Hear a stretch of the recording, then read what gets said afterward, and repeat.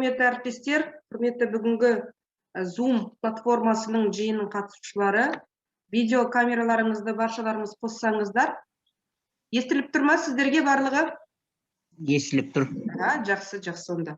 Бүгін бізде байланыста аудандық, қалалық мәдениет тілдерді дамыту ішкі саясат бөлімдерінің басшылары, не болмаса басшылардың орнына міндетін атқарушылар байланыста, және жергілікті қалалар мен аудандардағы қазақ тілі қоғамының төрағалары байланыста. Ана тілін арын бұл, ұятын боп тұр бетте, өзге тілдің бәрін бұл, өз тілді құрметте. Ұлтымыздың асқар шыңы, оны қыздың қарышығындай сақтау біздің қасиетті борышымыз. Тілі жоғалады, ұлттың өзі де жоғалады. Қазақ тілін сақтайық.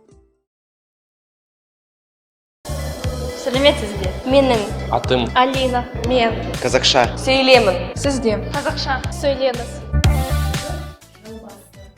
Қыстың көбесі сегіліп, тіршілік атауға жан бітіп, жасарып, табиғат әлем көгеріп,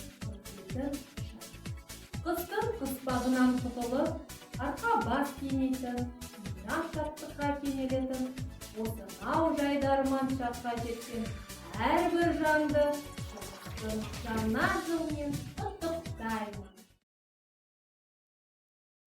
Өздеріңізге белгілі, бүгінгі тақырыбымыз мемлекеттік тілдің, қазақ тілінің мәртебесін көтеру аясында болады. Бүгінгі жүздесуіміздің қадірлі ағатты ұстаз, желдірме ақындар клубының жетекшісі Атқарылған ағамыз. Аға, қош келдіңіз.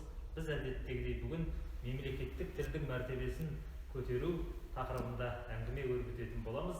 Бүгінгі жүздесуіміздің қадірлі қонағы Қазақстан Халқы Ассамблеясының Павлодар облыстық филиалының хатшылығының бас маманы Ербол Теміров мырза арнайы келіп отыр.